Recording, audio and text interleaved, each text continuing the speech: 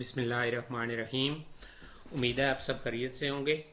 तो आज हम फिज़िक्स 10th चैप्टर 14 ऑप्टिक्स उसके numerical problem national book foundation के सॉल्व करेंगे।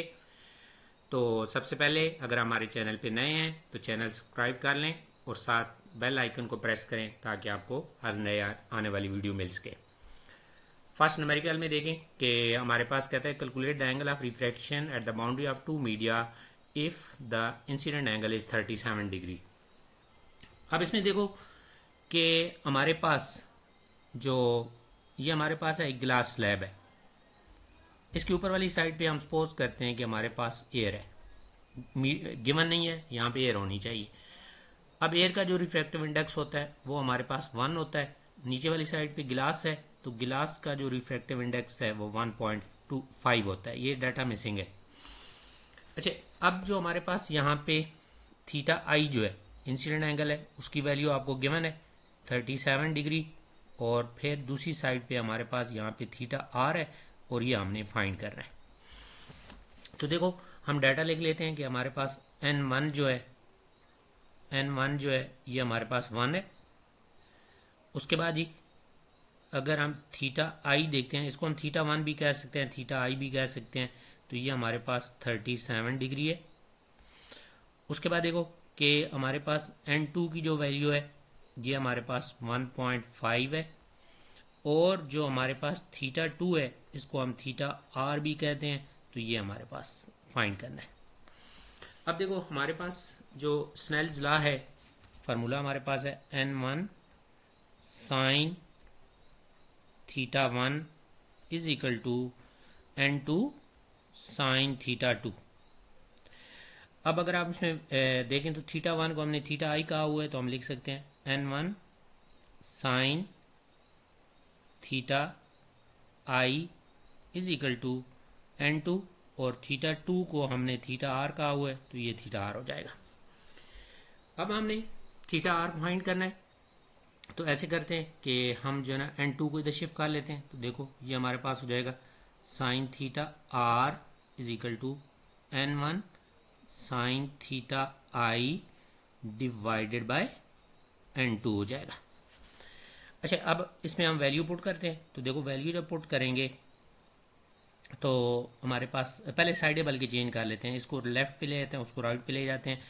तो ये हमारे पास हो जाएगा sine theta r is equal to N1 sine theta i divided by N2 हो जाएगा। अब इसमें वैल्यू पुट करें। N1 की वैल्यू जो है हमारे पास 1 है। थीटा आई जो है ये आपके पास 37 डिग्री है। N2 जो हमारे पास है ये 1.5 है। अब इसको अगर आप कैलकुलेटर से सिंप्लीफाई करते हो तो ये हमारे पास हो जाएगा साइन थीटा आर साइन 37 अगर हम कैलकुलेटर से निकालते हैं तो ये हमारे पास 0.60 आ जाता है। 0.60 डिवाइडेड बाय 1.5 आ गया। अच्छा जी, अब इसमें देखें कि हमने थीटा आर फाइंड करना है तो हम साइन को उधर लेके जाते हैं। तो theta r is equal to sine inverse 0.60 divided by 15। अब कैलकुलेटर यूज करें और इसका साइन इनवर्स निकालें तो ये हमारे पास ऑलमोस्ट आंसर बनता है 23.5 डिग्री। ठीक है, तो ये बुक वाला आंसर नहीं आएगा बल्कि आंसर आपका ये आएगा 23.7 डिग्री आ जाएगा।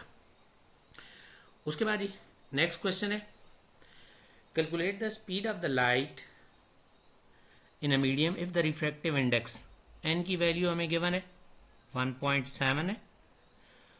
और जो speed of light in air या वैक्यूम वो वैल्यू आपने याद रखनी है 3 × 10⁸ मीटर पर सेकेंड होती है। और speed of light in medium तो v आपने फाइंड करना है। तो अब देखें कि हमारे पास जो फार्मूला है n इज इक्वल टू हमारे पास होता है जी c/v। अच्छा, अब हमने v फाइंड करना है तो v को इधर शिफ्ट करते हैं तो v इधर आके मल्टीप्लाई हो जाएगा n multiply by v is equal to c हो जाएगा। अच्छा, अब देखो हमने v फाइंड करना है, अब n को उधर शिफ्ट कर लो तो तो n को जब उधर शिफ्ट करेंगे तो n उधर जाके इधर मल्टीप्लाई हो रहा है, उधर जाके डिवाइड हो जाएगा, तो ये हो जाएगा c अपॉन n। अब देखें हम वैल्यू पुट करते हैं, c की वैल्यू 3 इंटू 10⁸ मीटर पर सेकेंड डिवाइडेड बाई n की वैल्यू हमारे पास 1.7 है। अब आप ऐसे करें कि ये डिवाइड करना है तो 3 को जस्ट 1.7 से डिवाइड कर लें और बाकी 10⁸ को एज इट इज ही रहने दें। तो जब आप इसको डिवाइड करेंगे तो ये आपके पास आ जाएगा 1.76 आ जाएगा, और 10⁸ है तो ये हमारे पास स्पीड आ जाएगी। उसके बाद जी नेक्स्ट न्यूमेरिकल, इफ अ रे moving through a medium of refractive index 1.6 incident at angle of 21 degree into the other medium of refractive index 1.7, calculate the angle of refraction। अब इसमें देखें कि हमारे पास जो फर्स्ट मीडियम है उसका जो रिफ्रैक्टिव इंडेक्स है 1.6, उसके बाद देखें कि इसका जो एंगल है, अब इंसिडेंट एंगल कह दें θ1 कहें या θi कह दें, तो θi की जो वैल्यू है वो आपके पास है 21 डिग्री है। It's incident in another medium, अब एक और मीडियम में इंसिडेंट हो रहा है तो वहां पे जो n2 हमारे पास है वो हमारे पास है 1.7 है। तो आपसे पूछ रहा है कि θr जो है वो आपने फाइंड करना है, एंगल ऑफ रिफ्रैक्शन। अब वो इस स्नेल्स लॉ हम यूज करेंगे, n1 sin θi is equal to n2 sin θr। अब हमने θr फाइंड करना है तो ऐसे करते हैं, बाकी फैक्टर इधर ले आते हैं, तो ये n2 को इधर ले शिफ्ट कर लेते हैं, तो sin θr is equal to n1 sin θ1 divided by n2 हो जाएगा। अच्छा, अब अगले स्टेप में हम ये करते हैं, साइडें चेंज कर लेते हैं, इसको लेफ्ट पे ले लाते हैं, इसको राइट पे ले लेते हैं, तो ये हमारे पास sin θr is equal to n1 sin θ1 divided by n2 हो जाएगा। अब इसमें वैल्यू पुट कर लेते हैं हम, तो हमारे पास जो वैल्यू है तो देखें n1 की वैल्यू आपके पास है 1.6 है। उसके बाद sin θi अगर आप देखो तो ये हमारे पास है 21 डिग्री, n2 की वैल्यू हमारे पास 1.7 है।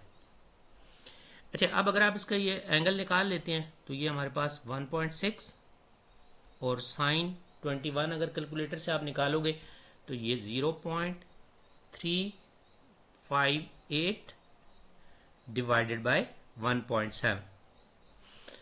अब इन सारों को अगर आप कैलकुलेटर से ऊपर वालों को मल्टीप्लाई और 1.7 से डिवाइड कर लें तो हमारे पास जो sin θr की वैल्यू हमारे पास आती है, ये हमारे पास आती है 0.337, और यहां से θr आपने निकालना है तो ये हम कर लेंगे sine inverse 0.337।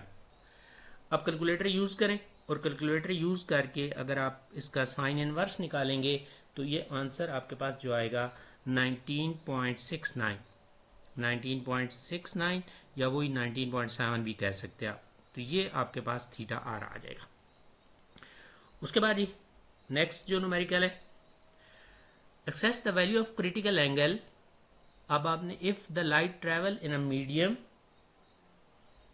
Of refractive index 1.63 into a medium of refractive index 1.35। अब इसमें देखेंगे क्रिटिकल एंगल फाइंड करना है, तो क्रिटिकल एंगल आपको पता है कि इंसिडेंट एंगल होता है, θi भी कह सकते हैं, θc भी कह सकते हैं, ये फाइंड करना है। और इसमें जो n1 है ये हमारे पास है 1.63 है, और जो हमारे पास n2 है वो हमारे पास है 1.35 है। अच्छा, अब आपको पता है कि जो क्रिटिकल एंगल होता है ना, ये अगर हमारे पास एक मीडियम है, इससे रे जा रही है, अब क्रिटिकल एंगल आपके पास बेसिकली वो एंगल होता है जिसपे एंगल ऑफ रिफ्रैक्शन जो होता है वो 90 डिग्री हो जाता है, यानी θr 90 होता है, तो उस इंसिडेंट एंगल को हम क्या कहते हैं, क्रिटिकल कहते हैं। तो अब जो हमारे पास थीटा आर है ये हमारे पास होगा 90 डिग्री हो जाएगा। अब स्नेल्स लॉ यूज करोगे आप, n1 sine theta i is equal to n2 sine theta r हो जाएगा। अच्छा, अब इसमें देखेंगे थीटा आई को हम थीटा सी कह रहे हैं, तो हम लिख सकते हैं n1 sine theta c is equal to n2 sine theta r. अब थीटा सी हमने फाइंड करना है, n1 को उस साइड पे शिफ्ट कर लेते हैं।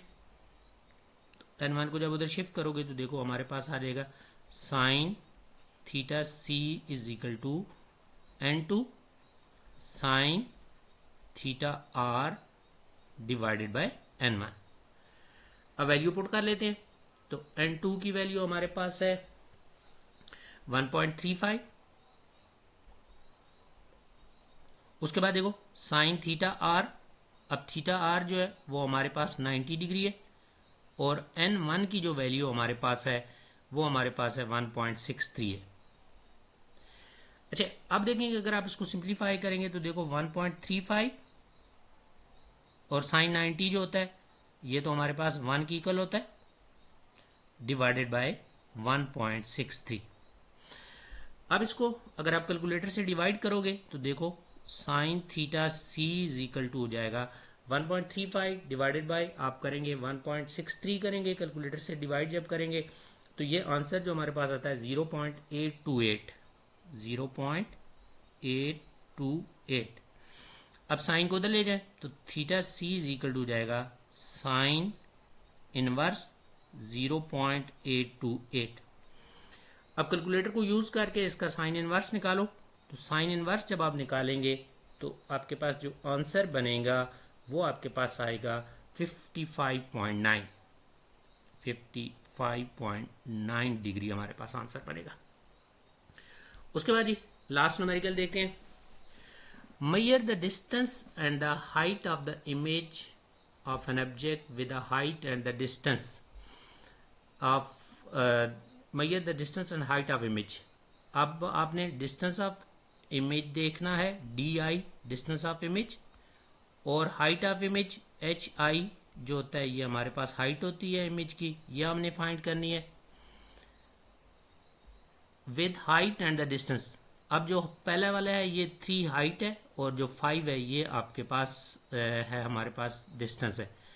तो हाइट जो हमारे पास है ऑब्जेक्ट की हाइट वो 3 सेंटीमीटर है, और जो उसका डिस्टेंस है उसको हम डी ओ से डिनोट करेंगे, वो हमारे पास है 5 सेंटीमीटर है। और मैग्निफिकेशन आपको गिवन है, मैग्निफिकेशन जो है हमारे पास 3 है। तो अब देखें कि हमने मैग्निफिकेशन का फार्मूला यूज़ करना है। मैग्निफिकेशन के हमारे पास 2 डिफरेंट फार्मूले हैं। तो हमारे पास एक मैग्निफिकेशन का फार्मूला होता है m is equal to d i upon d o, distance of image or distance of object. अच्छा, अब देखें डी ओ को इधर शिफ्ट कर लो, तो d i is equal to हो जाएगा m multiply by d o. अब m की वैल्यू अगर देखो तो m की वैल्यू 3 है। उसके बाद डी ओ की वैल्यू जो है वो 5 सेंटीमीटर है। तो अब अगर आप इनको मल्टीप्लाई कर लेते हो तो आपके पास 3 5 15, तो ये हमारे पास डी आई जो होगा ये 15 सेंटीमीटर आ जाएगा।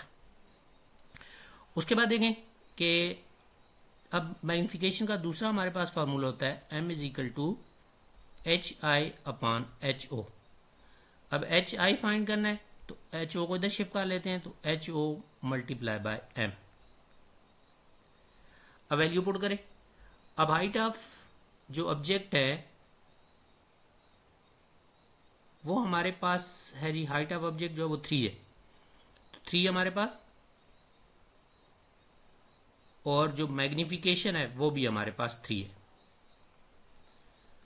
तो अब इसमें देखें कि हम इसको अगर मल्टीप्लाई करेंगे तो हाइट ऑफ इमेज जो होगी 3 और मल्टीप्लाई बाय 3, तो ये हमारे पास 9 सेंटीमीटर आ जाएगा।